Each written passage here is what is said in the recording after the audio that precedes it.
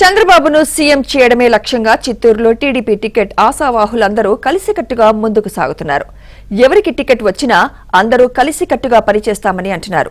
Ticket ఆశిస్తున్న మొత్తం 6గురిలో బరిజ సామాజిక వర్గం నుంచి 3, కమ్మ సామాజిక వర్గం నుంచి 2, బీసీ సామాజిక వర్గం నుంచి 1 ఉన్నారు.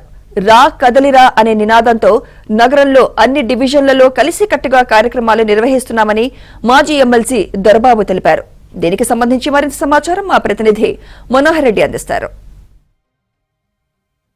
చిత్తూరు నియోజకవర్గంలో టీడీపీ పోటీ పడుతున్నటువంటి అభ్యర్థులు ఐక్యత రాగమనేది కొనసాగుతున్నటువంటి పరిస్థితులు కూడా మనం చూస్తున్నాము.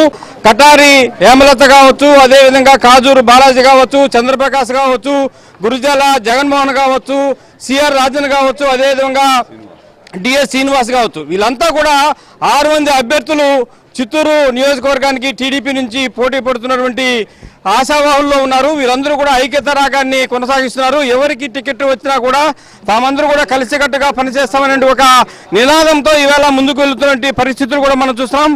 వీటన్నిటికీ ప్రధాన కారణము మాజీ ఎమ్మెల్సీ దొరబాబు ఆధ్వర్యంలో ఈవేళ ఈ కార్యక్రమం అంతా కూడా కొనసాగుతుంది. చెప్పండి సార్, ఈరోజు మీరందరూ 6 మంది పోటీ పడుతున్నటువంటి అభ్యర్థులు అందరూ కూడా ఏకంగా కలిసి ఎట్లా పర్యటిస్తున్నారు, ఎట్లా టికెట్ వచ్చిన తర్వాత ఏ విధంగా ముందుకు పోబోతున్నారు? ఈరోజు ఇదే పద్ధతి 2003లో నవరత్నాలని 9 మందితో చేశాము. చాలా బ్రహ్మాండంగా సక్సెస్ అయినాము. ఆ రోజు ఏఎస్ మనోహర్ టికెట్ వస్తే అందరం కలిసి పనిచేసి గెలిపించుకున్నాము. 9 మంది తిరిగాము. 9 మంది ఉన్న బూతులు డివైడ్ చేసుకున్నాం. అదే పద్ధతి ఈ రోజు కూడా వీళ్ళ 6 మందిని కూడా తీసుకొని ఈరోజు ఏదైనా సరే చంద్రబాబు నాయుడు స్ఫూర్తితో మన నారావారిపల్లికి వచ్చినప్పుడు ఆయన పర్మిషన్ తీసుకొని, సార్ ఇంకా మీరు టికెట్ అనౌన్స్ చేసేది లేట్ అవుతా ఉంది, మేము అందరినీ తీసుకొని పోతామంటే చాలా బ్రహ్మాండంగా ఉంది. ఇదే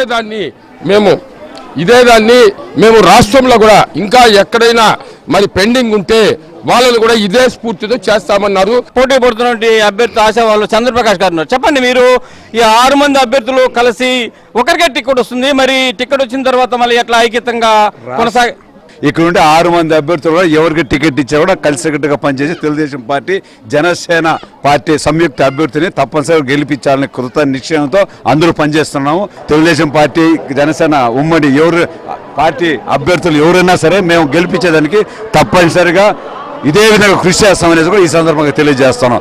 ఇక్కడ కటారి హేమలత గారు, చెప్పండి, ఎట్లా మేడం ఈ విధంగా మీరు కలిసి మరి ముందుకెళ్తున్నారు, మరి పోటీ టికెట్ వచ్చిన తర్వాత ఎట్లా కలిసి ముందుకు పోబోతున్నారు? పోటీ కానీ కాదు, మా అందరి ధ్యేయం ఒకటే, చంద్రబాబు నాయుడు గారు ముఖ్యమంత్రి కావాలి, మళ్ళీ తెలుగుదేశం ప్రభుత్వం రావాలి. సో అందుకోసమని అందరం కూడా కలిసికట్టుగా వెళ్తున్నాం. ఈ వైఎస్ఆర్సీపీ చేసే అరాచకాలందరినీ కూడా ప్రజలకు తెలియజేస్తూ రాబోయే రోజుల్లో చంద్రబాబు నాయుడు గారిని ముఖ్యమంత్రి అవ్వాలి, ఆంధ్ర రాష్ట్ర అభివృద్ధి జరగాలంటే చంద్రబాబు నాయుడు రావాలి, ఇదే మా నినాదం. దీంతోనే తెలుగుదేశం జనసేన కలిసి వెళ్తున్నాం. రాబోయే రోజుల్లో తెలుగుదేశం జనసేన ప్రభుత్వం ఏర్పడుతుందని గట్టి నమ్మకంతోనే అందరూ కృషి చేస్తున్నాం.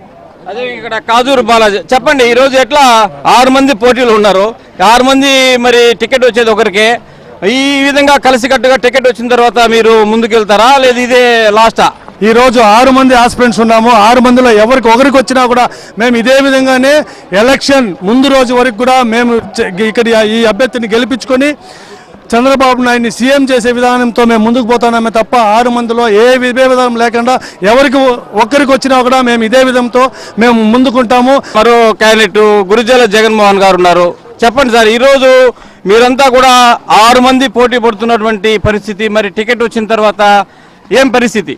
అందరూ కలిసిమెలిసి ఇలాగే మా జాతీయ అధ్యక్షులు నారా చంద్రబాబు నాయుడు గారు ఆదేశాల మేరకు, అలాగే మా మాజీ ఎమ్మెల్సీ దొరబాబు అన్న గారు ఆధ్వర్యంలో ఇలాగే కలిసిమెలిసి అన్ని వార్డులు మండలాల్లో తిరిగి చిత్తూరుని ఒక ఐకానిక్గా రాష్ట్రానికే చూపించడానికి మేమందరూ కలిసిమెలిసి ఎలక్షన్కి ముందుకెళ్తున్నాం.